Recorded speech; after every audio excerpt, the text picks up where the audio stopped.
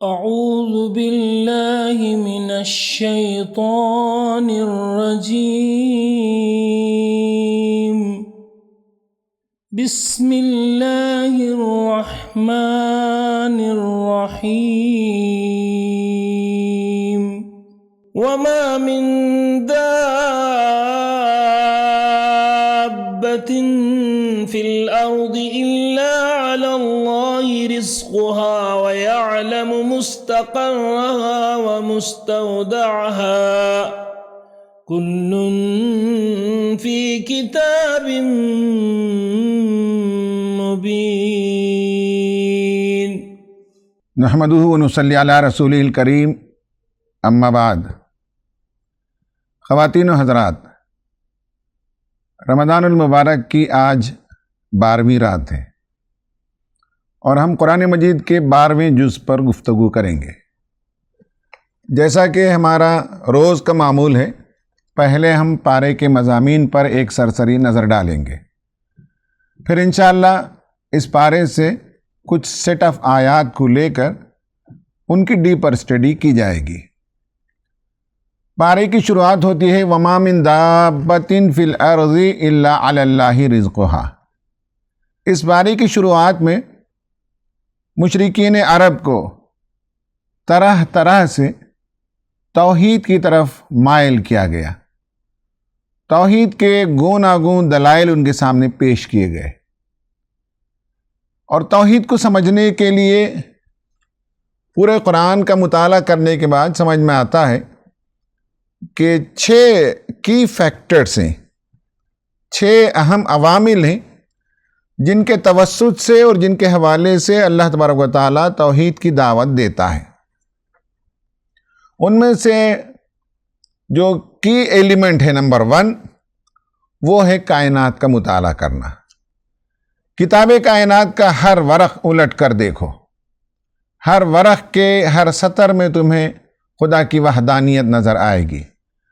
ان میں سب سے پہلی بات، تم جن جانوروں کو لے کر چرانے جاتے ہو انہیں دیکھو. تمہارے آس پاس کی دنیا میں جتنے دابہ ہیں، کیڑے مکوڑے ہیں، حشرات الارض ہیں اور جانور ہیں، ان سب کے لیے رزق رسانی کا سامان اللہ تعالی نے کیسے کر رکھا ہے. اس دنیا میں پائے جانے والی تمام مخلوقات کا وہ رب ہے. اسی میں یہ بھی کہا گیا کہ آسمان کا مطالعہ کرو، بہت ہی ہمہ گیر وسیع آسمان. کہا کہ ہم نے کائنات کو 6 دنوں میں پیدا کیا اور ہمارا عرش پانی پر ہے، اس میں تمہارے لیے آزمائش ہے. تو کائنات کا اگر مطالعہ کرتا ہے انسان تو چپے چپے سے گواہی ملتی ہے. یہ ایک طریقہ ہے توحید کو سمجھنے کا. توحید کو سمجھنے کا دوسرا طریقہ یہ ہے کہ تاریخ کا مطالعہ کیا جائے. دنیا میں بہت سی قومیں منصع شہود پر آئیں اور ان کی کارکردگی کا پیمانہ جب لبریز ہو گیا اور انہوں نے برے کرتوت کیے، زمین میں فساد مچایا اور اودھم مچایا، تو اللہ تعالیٰ نے انہیں ختم کر دیا، تباہ و برباد کر دیا. اس صورت کی شروعات میں انہیں بھی وارننگ دی گئی ہے اور کہا گیا ہے کہ عذاب آ سکتا ہے. تو نبی صلی اللہ علیہ وسلم کا مذاق اڑاتے ہوئے کہتے تھے کہ اے رسول، جس عذاب کی آپ دھمکی دیتے ہیں وہ آتے آتے کہاں رک گئی؟ قرآن کہتا ہے کہ کتاب کائنات کے ساتھ تاریخ کی کتاب کا مطالعہ کرو. ہر صفحے میں تمہیں معلوم ہوگا کہ کوئی ذات ہے، کوئی قوت ہے جو اس پوری تاریخ پر عامل ہے، کار فرما ہے، کسی کا کنٹرول ہے. عرب جن علاقوں سے چلتے پھرتے تھے وہاں بہت سی قومیں آباد تھیں. میری ایک تقریر ہے آرکیالوجی اینڈ قرآن، اس میں نے پاور پوائنٹ پریزنٹیشن کے ساتھ بتایا ہے کہ عرب میں تقریباً 12 قبائل یا 12 قومیں بستی تھیں الگ الگ زمانے میں. ان کے کھنڈرات، ان کے بقایاجات آج موجود ہیں. عرب ان میں سے جن جن علاقوں سے گزرتے تھے وہاں ان کے لیے بین ثبوت موجود ہے کہ قومیں آتی ہیں اور اگر وہ ظلم و فساد کرتی ہیں اور اخلاقی طور پر وہ صحیح کارکردگی نہیں کرتی تو پھر اللہ تعالیٰ انہیں مٹا دیتا ہے۔ تیسری دلیل یہ ہے کہ تم اپنے اندر کی آواز کو سنو، listen to your inner voice۔ اللہ تعالیٰ جب نعمتوں سے نوازتا ہے تو انسان خوش ہو جاتا ہے، جب نعمتوں کو واپس لے لیتا ہے تو انسان مایوس ہو جاتا ہے، واپس لینے کے بعد اللہ تعالیٰ پھر انعام دیتا ہے تو پھر انسان پھولا نہیں سماتا، اکڑنے لگتا ہے، شیخی بگارنے لگتا ہے۔ تم اپنے اندر کی آواز کو سنو، تمہیں خود پتا چلے گا۔ نمبر 4 یہ ہے کہ اللہ تعالیٰ مختلف آزمائشوں سے گزارتا ہے، تکالیف سے گزارتا ہے۔ اچھے دن اور برے دن افراد پر بھی، قوموں پر بھی آتے رہتے ہیں۔ جن لوگوں کو سبق نہیں لینا ہے وہ کہتے ہیں کہ پراسپرٹی کے دن بھی، ایڈورسٹی کے دن بھی آتے جاتے رہتے ہیں، ہمارے باپ دادا پر بھی ایسے دن آئے تھے۔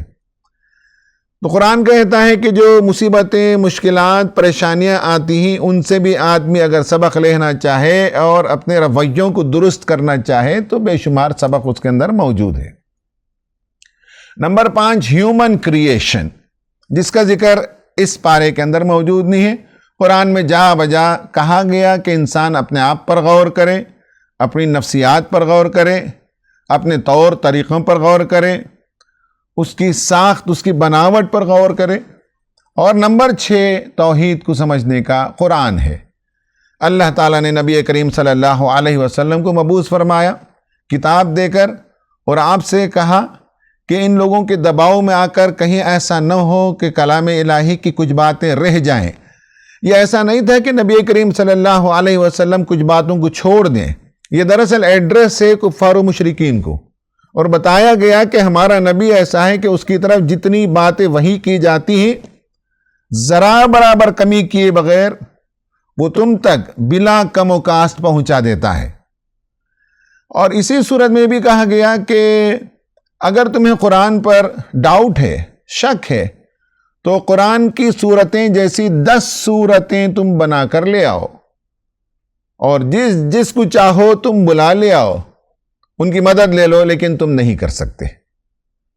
پھر اللہ تبارک و تعالیٰ نے کہا کہ حق کو قبول کرو، اس کا انکار نہ کرو، اور دین کی راہ میں روڑے نہ اٹکاؤ، دین کے راستے میں obstruction نہ کھڑے کرو۔ کیا تم دیکھتے نہیں ہو کہ دنیا میں 2 فریق پائے جاتے ہیں؟ مثل الفریقین کالعامی والاسم والبصیر والسمیع۔ ایک طرف اندھا ہے اور گونگا ہے، دوسری طرف بینا دیکھنے والا ہے اور سننے والا ہے۔ هل یستویان مثلا افلا تذکرون۔ جب تم دنیا میں 2 لوگوں کو ایکول درجہ نہیں دیتے، گونگا اور زبان والا، اندھا اور دیکھنے والا، بہرا اور سننے والا، جیسے 2 انسانوں میں زمین و آسمان کا فرق ہوتا ہے۔ انہوں نے اپنے فیکلٹیز کو استعمال کیا اور ان کو وہ فیکلٹیز بند ہو گئے ہیں۔ تو اسی طرح سے حق کو قبول کرنے والے اور حق کا انکار کرنے والے دونوں کیسے برابر ہو سکتے ہیں؟ دونوں برابر نہیں ہو سکتے۔ اسی کے بیچ میں یہ بھی بتایا گیا کہ دنیا کی زندگی اور زینت کے پیچھے نہ بھاگو، یہ چند روزہ زندگی کے ساز و سامان ہیں، اور آخرت میں پہنچو گے تو سب کچھ باطل پاؤ گے۔ پھر اس صورت کے اندر حضرت نوح علیہ السلام کا قصہ بیان کیا گیا، اور ان کا جو وہ پاتھ بریکنگ آئیڈیا، وہ جو پاتھ بریکنگ ٹیکنالوجی ہے، وَاصْنَعِ الْفُلْكَ بِأَعْيُنِنَا وَوَحْيِنَا، یعنی ہماری نگاہوں کے سامنے کشتی بناؤ۔ آپ سب سے پہلے انسان ہیں جنہوں نے کشتی بنانے کا فن دنیا کو دیا۔ پھر اس کے بعد ان کا بیٹا جو اسلام قبول نہیں کیا، اس کے ڈوبنے کا واقعہ ہے۔ قوم عاد کا قصہ ہے، قوم سمود کا قصہ ہے، حضرت ابراہیم علیہ السلام کا واقعہ ہے۔ اور آپ کے بارے میں یہ فرمایا ان ابراہیم لحلیم اواہ منیب، بہت ہی حلم والے، فور بیئرنگ والے، اواہ ٹینڈر ہارٹڈ، اور منیب ever turning to his Lord, ہمیشہ خدا کی طرف لوٹنے والے، آہوزاری کرنے والے، گریہ ہوزاری کرنے والے، بہت ہی نرم طبیعت اور نرم مزاج کے انسان تھے۔ پھر حضرت شعیب علیہ السلام کا قصہ، حضرت موسیٰ علیہ السلام کا قصہ بیان کیا گیا۔ اس صورت میں 3 مرتبہ انسانوں سے کہا گیا کہ اپنے رب کے پاس استغفار کرو، اس کی طرف لوٹو، اللہ تعالیٰ تمہیں دنیا میں بھی ایک اچھی زندگی عطا کرے گا۔ پھر دنیا میں 2 قسم کے جو انسان ہیں ان کا بھی ذکر آیا، اور نمازوں کی تلقین کی گئی کہ دن کے کناروں میں بھی اور رات میں بھی۔ اس کے بعد حضرت یوسف علیہ السلام کا قصہ بیان کیا گیا۔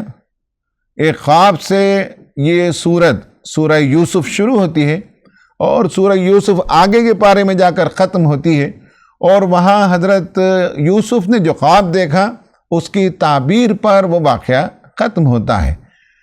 اس بارے میں حضرت یوسف علیہ السلام کا جو قصہ آیا ہے اس میں ان کے جو حاسد بھائی اور ان کا کردار یہ سامنے آیا۔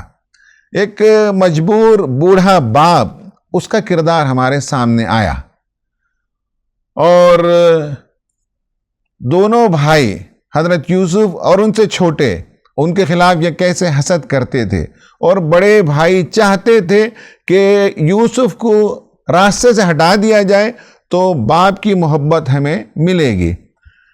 ایک دن کھیلنے کے لیے وہ لے گئے اور انہوں نے خواہش کی، تو حضرت یوسف علیہ السلام کو بھیج دیا گیا، اور واپس آ کر انہوں نے کہا کہ اسے بھیڑیے نے کھا لیا، حالانکہ اسے اندھے کنویں میں انہوں نے پھینک دیا۔ پھر اس کے بعد وہ مصر پہنچتے ہیں۔ مصر پہنچنے کے بعد عزیز مصر کے گھر میں وہ رہتے ہیں، وہاں ان پر سیکسول اسالٹ اور ایڈوانسمنٹ ہوتا ہے، جن پر آج ہم تفصیل سے بات کریں گے۔ یہ ہے اس پارے کے مضامین کا خلاصہ۔ اب آتے ہیں آج کا جو مضمون ہے، اسپیشل مضمون، وہ ہے سیکسول مورالیٹی۔ نفسیات کا ایک اہم موضوع ہے، آج کے زمانے کا ایک سلگتا موضوع ہے، اور اس پر غور و فکر کرنے کی ضرورت ہے۔ سوچنے سمجھنے والوں کے لیے ایک سنجیدہ موضوع ہے کہ کیسے آج نئی نسل کو سیکسول پرورشن سے بچایا جائے۔ حضرت یوسف علیہ السلام کا ماڈل ہمارے سامنے قرآن پیش کرتا ہے۔ چونکہ آیتوں کی مقدار زیادہ ہے، اس لیے میں ساری آیتیں پڑھنے کے بجائے اس کا مضمون آپ کے سامنے بیان کروں گا۔ سورہ نمبر 12 آیت نمبر 22 سے 34 تک۔ وَلَمَّا بَلَغَ أَشُدَّهُ آتَيْنَاهُ حُكْمًا وَعِلْمًا۔ یوسف علیہ السلام جب میچیورٹی کی عمر کو پہنچے تو ہم نے اسے حکم اور علم عطا کیا۔ حکم سے مراد کیا ہے ہم آگے بات کریں گے۔ وَكَذَلِكَ نَجْزِي الْمُحْسِنِينَ، اور نیکوکاروں کا یہی بدلہ ہے، ہم دیتے ہیں کہ حکم بھی دیتے ہیں، علم بھی دیتے ہیں۔ جس گھر میں وہ پل رہے تھے وہاں عزیز مصر، اس کی بیوی حضرت یوسف علیہ السلام پر ڈورے ڈالنے لگی۔ وَرَاوَدَتْهُ الَّتِي هُوَ فِي بَيْتِهَا عَن نَفْسِهِ، جس کے گھر میں تھے وہ حضرت یوسف پر ڈورے ڈال رہی تھی، انہیں رجھا رہی تھی، انہیں سیڈیوس کر رہی تھی۔ وَغَلَّقَتِ الْأَبْوَابَ، اس نے بولٹ لگا دیا، اغل لگا دیا، اور کہا وَقَالَ حَيْتَ لَكَ، آ میری خواہش کی تکمیل کر۔ یوسف علیہ السلام نے فرمایا قَالَ مَعَاذَ اللَّهِ، میں اللہ کی پناہ چاہتا ہوں، اِنَّهُ رَبِّي أَحْسَنَ مَثْوَايَ۔ مترجمین نے دونوں ترجمہ کیا ہے، ایک تو یہ ہے کہ میرا رب پروردگار نے مجھے اچھی جگہ رکایا ہے، میں یہ غلط کام نہیں کر سکتا۔ ایک ترجمہ یہ کیا ہے کہ گھر کا مالک میرے ساتھ حسن سلوک کرتا ہے، بہت اچھا انسان ہے، اور میں اس کی بیوی کے ساتھ کوئی غلط کام کروں، معاذ اللہ یہ کام مجھ سے نہیں ہوگا۔ اِنَّهُ لَا يُفْلِحُ الظَّالِمُونَ، اللہ تعالیٰ ظالموں کو فلاح نہیں عطا کرتا۔ وَلَقَدْ حَمَّتْ بِهِ وَهَمَّ بِهَا لَوْلَا أَن رَأَىٰ بُرْهَانَ رَبِّهِ، وہ یوسف علیہ السلام کی طرف آگے بڑھی۔ یوسف علیہ السلام بھی ان کی طرف آگے بڑھ جاتے اگر وہ خدا کا برہان نہ دیکھتے۔ اللہ تعالیٰ اس طرح سے اپنے بندے کو برائیوں سے اور فحش سے بچانا چاہتا تھا، چونکہ وہ اللہ تعالیٰ کے چنے ہوئے بندوں میں سے تھے۔ حضرت یوسف علیہ السلام دروازے کی طرف بھاگے اور پیچھے سے اس نے پکڑا۔ اسی کشمکش میں حضرت یوسف علیہ السلام کی قمیص پیچھے سے پھٹ گئی۔ جیسے ہی دروازے پر پہنچے تو وہاں گھر کا مالک کھڑا ہوا تھا اور اس کے ساتھ اس کا کوئی ایک ساتھی تھا۔ فوراً عورت نے پکار کر اپنے شوہر سے کہا کہ جی سنو، اس آدمی کے لیے کیا سزا ہے جو گھر کی عورت پر مالکن پر ڈورے ڈالے، اس پر حملہ کرے، غلط ارادہ کرے، اس کی سزا کیا ہونی چاہیے؟ یہ اس نے گویا کہ غلطی بھی کی اور فوراً اپنے شوہر کو دیکھنے کے ساتھ اس نے پلٹ دیا ٹیبل کو اور حضرت یوسف علیہ السلام کو مورد الزام ٹھہرایا۔ اس کی سزا اس کے سوا کیا ہو سکتی ہے کہ اسے جیل میں ڈال دیا جائے یا اسے سخت ترین سزا دی جائے۔ اس کے بعد اس کے ساتھ جو آدمی تھا عزیز مصر کے ساتھ، اس نے کہا کہ بھئی ایک شہادت ہم دیکھتے ہیں۔ وہ شہادت یہ ہے کہ اگر قمیص پیچھے سے پھٹی ہوئی ہے تو تمہاری بیوی غلط ہے، اور اگر قمیص سامنے سے پھٹی ہوئی ہے تو یوسف علیہ السلام غلط کار ہیں۔ اور جب ٹیسٹ کیا گیا تو معلوم ہوا کہ حضرت یوسف علیہ السلام کی قمیص پیچھے سے پھٹی ہوئی ہے، اس کا مطلب وہ بھاگ رہے تھے اور یہ ان پر حملہ آور ہو رہی تھی۔ تو اس طرح سے فوراً وہ جو سید تھا، وہ جو عزیز مصر تھا، وہ جو لیڈر تھا، اس نے بھانپ لیا کہ یہ اس کی بیوی کی کارستانی ہے۔ فوراً حضرت یوسف علیہ السلام سے کہا کہ یہ عورتوں کی چالیں بہت ہی تیز ہوتی ہیں، یوسف اس سے صرف نظر کرو اور اس کی غلطی کو معاف کر دو، یہ غلط کار ہے۔ شوہر نے کہا۔ اس کے بعد شہر میں یہ بات پھیل گئی کہ عزیز مصر کی بیوی ہے جو اپنے گھر کے لڑکے پر عاشق ہو چکی ہے۔ جب یہ بات گشت کرنے لگی تو اس نے ایلیٹ کلاس کی عورتوں کو جمع کیا اور ان کے سامنے دعوت کی اور حضرت یوسف علیہ السلام کے حسن کا مشاہدہ کرایا۔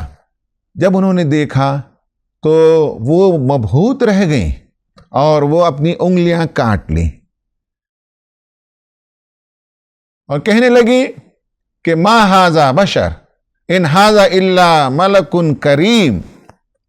کہنے لگیں کہ یہ تو فرشتہ ہے، یہ انسان نہیں ہے۔ اس کے بعد اس عورت نے کہا کہ یہی وجہ ہے کہ میں اس کے پیچھے پڑی تھی اور تم مجھ پر الزام دھر رہے تھے۔ پھر بھی اس نے دباؤ ڈالا کہ تم میری خواہش کو پوری کرو۔ حضرت یوسف علیہ السلام نے اللہ تعالیٰ سے دعا کی کہ پروردگار مجھے اس فتنے سے بچا۔ عورت نے دو آپشن دیے، یا تو میری خواہش کی تسکین ہو یا جیل کی سلاخوں کے پیچھے زندگی گزارنے کے لیے تیار ہو جاؤ۔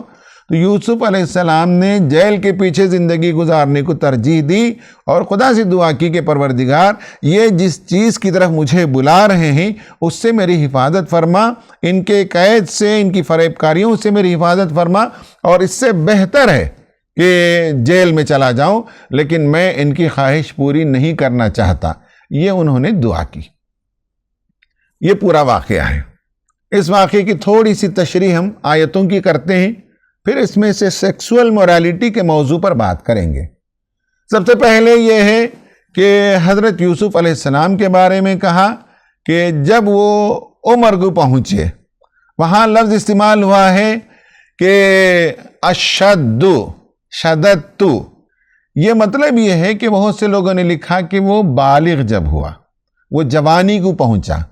جوانی اور بالغ ہونا ایک بایولوجیکل میٹر ہے، جبکہ سن بلوغ کو پہنچنے کے ساتھ سن رشد کو پہنچنا یعنی میچیورٹی کو پہنچنا یہ سائیکالوجیکل ایلیمنٹ ہے۔ تو یہاں جو ہے وہ جو لفظ آیا ہے اشد سے نکلا ہوا، جس کے معنی ہیں کہ مضبوط گرہ لگانا۔ مضبوط گرہ لگانا کا مطلب یہ ہے کہ عہد باندھنے کے لیے بھی یہ لفظ استعمال ہوتا ہے، مضبوط بدن والے کے لیے بھی استعمال ہوتا ہے، یا بہترین قواعد نفس رکھنے والے کے لیے بھی یہ لفظ استعمال ہوتا ہے، یا جو نفس پر کنٹرول رکھتا ہے، جذبات پر کنٹرول رکھتا ہے، اپنی عقل کو کنٹرول میں رکھ سکتا ہے، اس کے لیے بھی یہ لفظ استعمال ہوتا ہے۔ قرآن میں بہت سی نظیریں ملتی ہیں۔ وَكَانُوا أَشَدُّ مِنْهُمْ قُوَّةً، یعنی جسمانی طور پر جو مضبوط تھے ان کے لیے بھی یہ قرآن لفظ استعمال کرتا ہے۔ حضرت جبرائیل کے لیے بھی یہ لفظ استعمال کرتا ہے علمہ شدید القوا، یعنی شدید قوا والے۔ حضرت جبرائیل نے نبی کریم صلی اللہ علیہ وسلم کو سکھایا۔ فرشتوں کے بارے میں غلاظ شداد، سختی کے ساتھ نمٹنے والے، تند خو سخت مزاج، یہ بھی اس کے اندر معنی آتا ہے۔ اور انسان جب 40 سال کی عمر کو پہنچتا ہے، حتی اذا بلغ اشدہ وبلغ 40 سنہ، تو میچور ہوتا ہے، پختگی کو پہنچتا ہے، تب وہ دعا کرتا ہے اپنے والدین کے لیے، یہ بھی قرآن میں آیا ہے۔ تو اس طرح سے قرآن میں یہ لفظ آیا ہے، تو اس کا مطلب یہ ہے کہ حضرت یوسف علیہ السلام جب پختگی کی عمر کو پہنچے، جب میچیورٹی کی عمر کو پہنچے، جب انہیں اپنی عقل پر، جذبات پر، خواہشات پر کنٹرول آیا، تب یہ واقعہ ان کے ساتھ ہوا۔ آتینا حکما و علما، حکم سے مراد بعض مفسرین نے حکومت لکھا ہے، اور بعض لوگوں نے لکھا ہے کہ حکمت انہیں عطا کی۔ ان دونوں سے زیادہ بہتر مفہوم کیا ہے؟ ان دونوں سے زیادہ بہتر مفہوم اگین میچورٹی ہی ہے، پختگی ہی ہے۔ حکم کے اصل معنی کسی چیز کی اصلاح کے لیے اسے روک دینے کے ہیں۔ اسی بنا پر لگام کو حکم تو دبتی، کھینچ کر پکڑنے کے لیے کہا جاتا ہے۔ قرآن میں تو یہ لفظ نہیں آیا ہے، لیکن یہ ہے کہ حکم تو دابہ کا مطلب ہے جانور کو کنٹرول کرنا، حکم تو سفینہ کا مطلب ہے کشتی کو کنٹرول کرنا، کشتی کو چلانا۔ تو اس سے یہ معلوم ہوا کہ عقل کو کنٹرول میں رکھنا، جذبات کو کنٹرول میں رکھنا، یہ معنی ہے ہم نے انہیں حکم عطا کیا، یعنی حکمت بھی آپ معنی لے سکتے ہیں، آپ کہہ سکتے ہیں کہ اللہ تعالیٰ نے انہیں حکومت عطا کی، یہ بھی معنی لے سکتے ہیں۔ لیکن یہ جو پس منظر ہے عزیز مصر کی بیوی کے ساتھ جو واقعہ ہو رہا ہے، وہاں اس کے لیے سب سے بہتر مفہوم یہی ہے کہ اللہ تعالیٰ نے انہیں محکم بنایا، پختہ بنایا، میچور بنایا، میچورٹی کے ساتھ، پختگی کے ساتھ، بغیر دبے ہوئے، بغیر پھسلے ہوئے، خواہشات نفس کے دباؤ میں آئے بغیر انہوں نے معاملے کو ڈیل کیا، اور بڑی دانائی کے ساتھ اسے ڈیل کیا۔ اور یہ 2-3 الفاظ تھے جنہیں ہمیں سمجھنا چاہیے کہ یہ واقعہ ان کے ساتھ ہوا۔ اس میں جو سبق ہمارے لیے ہے وہ نئی نسل کے لیے بھی بہت غور و فکر کا موضوع ہے کہ آج کی دنیا میں ایک طرف تو وہاں فزیکلی وہ عورت اویلیبل تھی جسے زلیخا لوگوں نے نام لکھا ہے، عزیز مصر کی بیوی ہے، اور اس نے رجھانے کی کوشش کی، اس نے سیڈیوس کرنے کی کوشش کی۔ اور آج کی دنیا میں تو جنسی بے راہ روی ہر طرف عام ہے، مسائل ہی مسائل ہیں، شدید مسائل آج کے زمانے میں پائے جاتے ہیں، اور نئی نسل کے لوگوں کے لیے اپنی جنسی خواہشات پر اور اپنے جنسی جذبات پر قابو پانا ایک بڑا چیلنج ہے۔ اس پر غور و فکر کرنے، کام کرنے اور کچھ نئے میتھڈ ڈیزائن کرنے، ایجوکیشن اور کلاسز اور لٹریچر اور ورکشاپس وغیرہ کرنے کی بہت ضرورت ہے۔ جنسی جو رویہ ہے اس پر آپ کے سامنے میں 10 نکات بیان کرنا چاہوں گا۔ نمبر 1 یہ ہے کہ جو جنسی داعیہ اللہ تعالیٰ نے رکھا ہے وہ بلا وجہ نہیں رکھا، انسانی نسل کو قیامت تک آگے بڑھانے کے لیے ایک بہت ہی اہم ترین داعیہ ہے، ون آف دا پرنسپل اور امپورٹنٹ ہیومن فیکلٹیز میں سے مانا جاتا ہے۔ اسے سائیکالوجی کی زبان میں ڈرائیو کہا جاتا ہے۔ یہ انسان کی زندگی کو کھینچ کر لے چلتے ہیں، سیکس ہو، کھانا ہو، پانی ہو، یہ امپورٹنٹ ڈرائیوز ہیں۔ ان میں سے جو جنسی جذبہ ہے اسے اعتدال پر رکھنے کی ضرورت ہے، اسے منضبط کر کے رکھنے کی ضرورت ہے، اور پھر اس کی تسکین کا بھی جائز سامان کرنے کی ضرورت ہے۔ جو آدمی اس پر کنٹرول پائے گا وہ اپنی زندگی میں بہت ہی کامیاب اور خوش و خرم رہے گا۔ یہ اللہ تعالیٰ کا ایک عطیہ ہے، یہ اللہ تعالیٰ کی طرف سے دی گئی ایک عنایت ہے، اس کا صحیح استعمال ہونا چاہیے۔ اور آدمی جب صحیح طور پر جنسی جذبے کا اظہار کرتا ہے، استعمال کرتا ہے، تو سائیکالوجیکل ویل بینگ ہوتی ہے۔ اور میں اس معاملے کو بہت ڈیل کرتا ہوں، نوجوانوں کو میں ڈیل کرتا ہوں۔ میں نے دیکھا ہے کہ جو جنسی بے راہ روی کا شکار ہوتے ہیں وہ نفسیاتی امراض کا شکار ہو جاتے ہیں، شدید ترین امراض، کچھ دنیا میں کرنے کے لائق نہیں ہوتے، سارا ڈوپامائن کنٹینٹ خالی ہو جاتا ہے، نہ تعلیم سے دلچسپی، نہ نوکری سے دلچسپی، ذہنی توازن کھو دیتے ہیں، زندگی میں کام کاج کرنے کا کوئی جذبہ، کوئی یارہ، کوئی ہمت نہیں ہے۔ یہ پرابلم ہوتا ہے، اور جو اسے کنٹرول نہیں کرتے ان کا خاندان کے ساتھ تعلق کمزور ہو جاتا ہے، ایموشنل اٹیچمنٹ نہیں ہوتا، شادی شدہ زندگی ان کی کامیاب نہیں ہوتی ہے، یہ ان کا بڑا پرابلم ہوتا ہے۔ جنسی جو رویہ ہے اس کے بارے میں یہ ہم سمجھ لیں، پوائنٹ نمبر 2 وہ یہ ہے کہ یہ ایک جسمانی ضرورت ہے، بایولوجیکل نیڈ ہے، یہ ایک سائیکولوجیکل نیڈ ہے، یہ ایک سوشالوجیکل نیڈ ہے۔ سماج میں رہتے ہوئے سماج اسی سے بنتا ہے اور چلتا ہے، خاندانوں سے، اور ایک فائنانشیل نیڈ بھی ہے۔ لوگوں نے لکھا ہے کہ دنیا میں اصل جو مارکیٹ ہے، مارکیٹ اکانومی سے پہلے جو بنیادی اکائی ہے وہ گھر ہے۔ گھروں سے تجارتیں شروع ہوتی تھیں، گھروں میں فنکاری ہوتی تھی، گھروں ہی سے تجارت اس زمانے میں ہوا کرتی تھی، اور دھیرے دھیرے دھیرے دھیرے یہ مارکیٹ تک اکانومی گئی ہے۔ نمبر 3 یہ ہے کہ اس کے لیے کچھ آؤٹ لائن سماج نے ہمیشہ سے بنائے ہیں، کچھ چوکھٹے بنا رکھے ہیں، کچھ فریم ورک ہے، اور یہ فطری ہے۔ انسان روز اول سے پیدا اس سے جانتا ہے، اسے کسی کے سکھانے سے یہ بات سمجھ میں نہیں آتی کہ جنسی رویے کو کنٹرول کرنا ہے، منضبط کرنا ہے، با اخلاق بنانا ہے، کس کے ساتھ جنسی عمل کیا جا سکتا ہے، کس کے ساتھ نہیں کیا جا سکتا، کون سے رشتے حلال ہوتے ہیں، کون سے رشتے حرام ہوتے ہیں، اور جنسی معاملہ شرم حیا سے متعلق ہے۔ یہ تیسری بات ہے کہ یہ فطرت کی آواز ہے، اور سماج میں اس کے کچھ قوانین فطری طور پر بنے ہوئے ہیں، کون سے بیہیویئر جو ہے وہ اپرووڈ ہیں اور کون سے بیہیویئر کنڈیمیبل ہیں اور لائق تنقید ہیں۔ یہ ساری باتیں پہلے سے سوسائٹی میں معروف ہیں، اور سوسائٹی میں کوئی فرد اس کے خلاف کرتا ہے تو وہ بدنام ہوتا ہے۔ نمبر 4 یہ ہے کہ اخلاقیات کی 5 بنیادیں ہر انسان کے اندر پائی جاتی ہیں۔ یہ سوشل سائیکالوجی کا حصہ ہے، اور سیکسول موریلٹی پر یہ باتیں ہمیں ملتی ہیں کہ ہر فرد ہارم ورسس کیئر، یعنی یہ ہے کہ کسی کو نقصان نہ پہنچایا جائے اور دوسروں کا خیال رکھا جائے، دوسروں کی فزیکل ہیلتھ کا، سائیکالوجیکل ہیلتھ کا، دوسروں کی عزت کا خیال رکھا جائے، اور ہمارے کسی عمل کے نتیجے میں کسی کو کسی بھی قسم کی تکلیف نہ پہنچے، بلکہ ہم ہر آدمی کے جذبات کا خیال رکھیں۔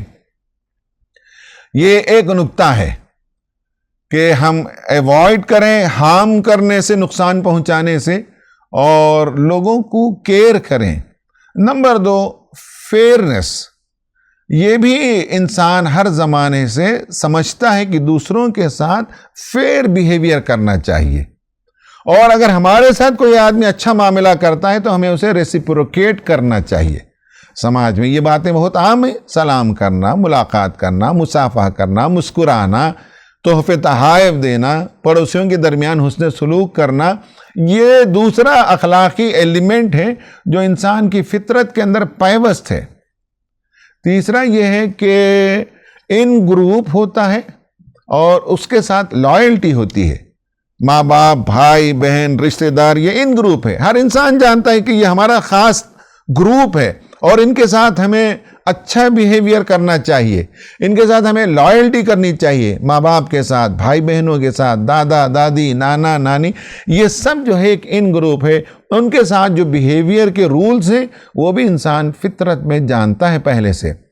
ایک اور چیز یہ ہے کہ جو اتھارٹی ہے اس کو ریسپیکٹ کرنا چاہیے۔ گھر کی اتھارٹی ہے، محلے میں اتھارٹی ہے، مسجد میں اتھارٹی ہے، حکومت کی اتھارٹی ہے، ان سب کو ریسپیکٹ کرنا چاہیے۔ یہ بھی جو سوشل رولز ہیں وہ انسان کی فطرت کا حصہ ہیں۔ اور آخر میں یہ ہے کہ پیورٹی، انسان ہر چیز میں پاک صاف رہے، یہ خیال کرتا ہے اور دوسروں کو بھی اس کی تعلیم دیتا ہے۔ یہ رہی بات اخلاقیات کی بنیادیں۔ آج کے زمانے میں بھی بے راہ روی عام ہے۔ حضرت یوسف علیہ السلام کے زمانے میں بھی اعلیٰ خاندان، اعلیٰ طبقے، ایلیٹ کلاس، اپر کلاس کی عورتوں کا سیکسول مورالیٹی ڈاؤن تھا، برا تھا، قرآن سے ہمیں معلوم ہوتا ہے۔ اور حضرت یوسف علیہ السلام 1800 قبل مسیح کے آدمی ہیں، یعنی آج سے 3800 سال پہلے، کہہ سکتے ہیں کہ بھئی 4000 سال پہلے بھی اپر کلاس کی عورتیں، رولنگ کلاس کی عورتیں اس معاملے میں بے حیا تھیں، اور بے حیائی کا اظہار بھی کرتی تھیں، وہ شیئر بھی کرتی تھیں اپنے ساتھیوں کے ساتھ۔ اور آج کے زمانے میں یوروپ اور امریکہ کے اندر بھی یہ بات عام ہے، آئے دن اس طرح کے کیسز ججز کے خلاف، آفیسرز کے خلاف اور پولیٹیشنز کے خلاف کیسز آتے رہتے ہیں۔ یہ جو فرینچ ریولیوشن آیا، اس زمانے میں بھی یہ سب واقعات عام ہوتے تھے۔ پیلس کے اندر جو سیکسول مورالیٹی کا ڈیکیڈنس تھا، جو پورنوگرافی تھی، وہ ساری چیزیں باہر آتی تھیں اور عوام میں وہ موضوع بحث بنے ہوئے تھے۔ تو مجھے یہ بتانا ہے کہ یہ جو ویسٹ کا جو تصور ہے انڈیویجوالزم کا، ہر فرد آزاد ہے، کوئی اسے روک نہیں سکتا، کوئی ٹوک نہیں سکتا۔ یہ جو ایکسٹریم انڈیویجوالزم ہے، اس کے نتیجے میں انٹر پرسنل ریلیشن شپ خراب ہو جاتے ہیں جنسی بے راہ روی سے، فیملی بگڑ جاتے ہیں، فیملی ٹوٹ جاتے ہیں۔ یہ ایک آج کے زمانے کا پرابلم ہے۔ بعض سائیکالوجسٹ نے کہا ہے کہ جہاں ریلیجن کا امپیکٹ ہوتا ہے وہاں سیکسول مورالیٹی پائی جاتی ہے، جہاں ریلیجن کا امپیکٹ کم ہوتا ہے، لوگ ارریلیجیس ہوتے ہیں، لوگ بے دین ہوتے ہیں، خدا بیزار ہوتے ہیں، وہاں جنسی بے راہ روی زیادہ ہوتی ہے۔ امریکہ میں بتایا جاتا ہے کہ 1 ملین سے زیادہ پراسٹیٹیوٹس ہیں، اور ان میں سے 75% عورتیں جو پہلی مرتبہ پولیس کی پکڑ میں آتی ہیں، جیل جاتی ہیں، تو اس کی وجہ سیکسول امورالٹی ہوتی ہے۔ اور ان میں سے جو اس غلط پیشے میں ہیں، 70% عورتوں کا یہ کہنا ہے کہ بچپن میں ان پر سیکسول اسالٹ ہوا تھا، ایڈوانسمنٹس ہوئے تھے۔ شادی شدہ جوڑوں کا سروے بتاتا ہے کہ 40 سے 50% میرج پارٹنرز ان کے ہاں سیکسول ڈس آرڈر پایا جاتا ہے۔ کیا چیز ہے سیکسول ڈس آرڈر؟ فطرت کے خلاف جتنی چیزیں دنیا نے ایجاد کی وہ سب سیکسول ڈس آرڈر ہیں۔ اس کے نتیجے میں نفسیاتی، جسمانی اور روحانی بیماریاں پیدا ہو جاتی ہیں، اور یہ سب جو ہے پیتھولوجیکل اسٹڈی ہے، جس سے ہمیں معلوم ہوتا ہے کہ آج کے زمانے میں سیکسول ڈس آرڈر عام ہیں اور ڈیویشنز عام ہیں۔ اس کی 2 وجہ ریسرچ اسکالرز بتاتے ہیں۔ نمبر 1 یہ ہے کہ جہاں سیکسول ڈسپلن نہیں ہوگا وہاں سیکسول ڈس آرڈر ذہنوں کے اندر پایا جائے گا، بیماریاں پائی جائیں گی۔ اور دوسری وجہ، غور سے سنیے، دوسری وجہ ڈیلیڈ میرجز۔ یہ ریسرچ اسکالرز بتاتے ہیں کہ جو سیکسول ڈس آرڈر پایا جاتا ہے، جو بیماری پائی جاتی ہے، جو خرابی پائی جاتی ہے ذہنوں کے اندر، اس کی دوسری وجہ وقت پر شادی نہیں کرنا۔ یہ کلینکل ریسرچ ہے جو میں آپ کے سامنے بیان کر رہا ہوں۔ نقطہ نمبر 8 یہ ہے کہ آج کا یہ شدید ترین پرابلم ہے، اور لوگوں کو بتانے کی ضرورت ہے کہ سیکیور، ہیلتھی اور میچیور وے آف سیکس، جنسی خواہشات کی تکمیل کیسے کی جائے، اس کے سلسلے میں کوئی صحیح تھیوری آج کے زمانے میں موجود نہیں ہے، کوئی اسکول آف تھاٹ موجود نہیں ہے۔ انہیں پریزنٹ کرنے کی ضرورت ہے کہ اسلام اس کا سلوشن دیتا ہے۔ شادی اور جنسی معاملات کے سلسلے میں قرآن اور حدیث میں بے شمار باتیں پائی جاتی ہیں۔ ان باتوں کو دور جدید کی زبان میں، اس کے پیراڈائم میں، اس کے جارگنز میں، اور ریسرچ کی جو سطح ہے اس سطح سے دنیا کے سامنے پیش کرنے کی ضرورت ہے۔ تھیوریز بھی پیش کرنے کی ضرورت ہے، ماڈلز بھی پیش کرنے کی ضرورت ہے، لٹریچر بھی تیار کرنے کی ضرورت ہے، ٹریننگ کرنے کی بھی ضرورت ہے۔ یہ 8واں نقطہ ہے جو اہم ترین نقطہ ہے کہ جو اس موضوع پر کام کریں، وہ وقت کی اہم ترین ضرورت ہے۔ حضرت یوسف علیہ السلام کا نمونہ ہمارے سامنے موجود ہے، اس میں بے شمار رہنمائی ملتی ہے، اور اس کے ذریعے سے ہمیں بتانا چاہیے نمبر ایک یہ ہے کہ اسلام کا جو تصور ہے، یہ 9واں نقطہ ہے کہ اسلام 3 بیسک کانسیپٹ دیتا ہے. تصور تکریم، انسان کو اللہ تعالیٰ نے تکریم کے ساتھ پیدا کیا. تصور تزکیہ، اللہ تعالیٰ نے اس کی فطرت کے اندر رکھا، تزکیہ کرنے کا جذبہ رکھا. اور تیسرا ہے تصور تقرب الہی، خدا سے قریب ہونا چاہتا ہے بندہ، خدا کا خوف اس کے دل کے اندر ہوتا ہے. لولا ارآ برہان ربی، قرآن نے جو کہا کہ حضرت یوسف علیہ السلام بھی اس عورت کی طرف آگے بڑھ جاتے اگر وہ خدا کا برہان نہ دیکھتے. وہ برہان کیا ہے؟ دل کے اندر جو بلنکر ہے، دل کے اندر جو خدا کی آواز ہے، ضمیر کی جو آواز ہے، یہی وہ آواز ہے جسے بندہ جلدی سے سن لے تو برائی سے رک سکتا ہے، اور خدا کی آواز اندر موجود ہے. یہ جو حضرت یوسف علیہ السلام کی زندگی سے یہ نقطے ہمیں ملتے ہیں، اس کو تھیورائز کر کے پیش کرنے کی ضرورت ہے اور سلیوشن دنیا کے سامنے پیش کرنے کی ضرورت ہے کہ انسان شادی کے علاوہ تمام طریقے جنسی خواہشات کی تکمیل کے غلط ہیں، اور شادی کیسے ہو اس کی کاؤنسلنگ ہونی چاہیے. شادی شدہ جوڑوں کو بتایا جائے کہ جنسی تسکین کیسے کی جائے اور اچھے طریقے سے، اور اس میں کوئی بے راہ روی نہ ہونے پائے، یہ بھی لوگوں کو بتانے کی ضرورت ہے. اور شادی، یعنی شادی اردو میں کہتے ہیں، عربی میں جو لفظ ہے وہ حسن ہے. حسن کا مطلب ہی ہے کہ یعنی اسٹرانگ اور پروٹیکٹڈ، اور ایک ایسی جگہ جو ریزسٹنٹ ہے، یا یہ کہہ سکتے ہیں کہ صاحب جہاں کوئی چیز پینیٹریٹ نہ ہو، قلعہ جسے کہہ سکتے ہیں، بنکر کہہ سکتے ہیں. تو عورت کو بنکر میں لینا، عورت کو قلعے میں لینا، یہ دراصل شادی کا مقصد ہوتا ہے. تو شادی شدہ زندگی میں انسان جنسی معاملے میں محفوظ ہو جاتا ہے، اپنی چیسٹیٹی کو باقی رکھتا ہے، اپنی حیا کو باقی رکھتا ہے. یہ حضرت یوسف علیہ السلام کے واقعے سے ہمیں معلوم ہوتا ہے کہ حیا کو باقی رکھنا ہے، سیلف کنٹرول کو باقی رکھنا ہے، سیلف ریسٹرین کو باقی رکھنا ہے. یہ ساری باتیں لکھنے کی، غور و فکر کرنے کی، ریسرچ کرنے کی اور بتانے کی ضرورت ہے. ایک اور سلوشن یہ ہے کہ ہر انسان کو ایمیونائز کیا جائے. ایک امیونٹی پیدا کرنے کے لیے بچوں کے انجیکشن لگایا جاتا ہے. ایک ایمیونائزیشن ذہن میں ہونا چاہیے کہ برائی کی طرف اس کی نگاہ نہ اٹھے، برائی کا اس کے ذہن میں خیال نہ آئے، برائی کی طرف اس کا قدم نہ اٹھنے پائے. یہ جو اخلاقی مضبوطی ہے، یہ جو امیونائزیشن ہے، یہ کیسے کیا جائے آج کے زمانے میں، یہ بتانے کی ضرورت ہے. سیکسول ایجوکیشن اور ٹریننگ خاص کر وڈ بی کپلز کو دینے کی ضرورت ہے. اور تجربہ یہ بتاتا ہے، ریسرچ یہ بتاتا ہے کہ جہاں شادی سے پہلے کاؤنسلنگ ہوتی ہے، نالج دیا جاتا ہے، صحیح رویے سکھائے جاتے ہیں، برے رویوں سے اجتناب کی تعلیم دی جاتی ہے، وہ کپلز جن کی کوئی ٹریننگ نہیں ہوئی، جن کا کوئی ایجوکیشن نہیں ہوا ہے، دونوں کی زندگی میں دونوں کے مینٹل ہیلتھ کو کمپیئر کر کے دیکھا گیا تو جو اگنورنٹ ہیں ان کا مینٹل ہیلتھ کمزور ہوتا ہے، وہ ڈسسیٹسفائیڈ ہوتے ہیں شادیوں سے، اور جن کی تعلیم و تربیت ہوئی ہے ان کا مینٹل ہیلتھ بھی اچھا ہوتا ہے اور شادی سے وہ سیٹسفائیڈ بھی ہوتے ہیں. تو یہ بڑی ذمہ داری ہے کہ سائیکالوجی کے لیول پر ٹریٹمنٹ کے بھی میتھڈز ایجاد کیے جائیں اور سیکسول ڈیز آرڈر کو بھی دور کیا جائے، اور خدا سے قریب کرنے کا طریقہ، روحانی طریقہ، دینی طریقہ، اسلامی طریقہ، یہ لوگوں کو سکھانے کی ضرورت ہے. یہ وقت کی ضرورت ہے.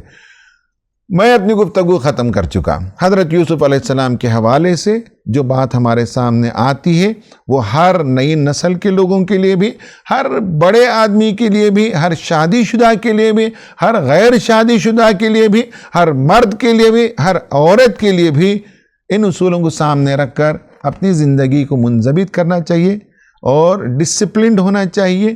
گناہوں سے، بے راہ روی سے، برائی سے بچنا چاہیے. اللہ سے دعا ہے کہ اللہ تعالی ہماری نصرت فرمائے. آمین. وآخر دعوانا ان الحمد للہ رب العالمین.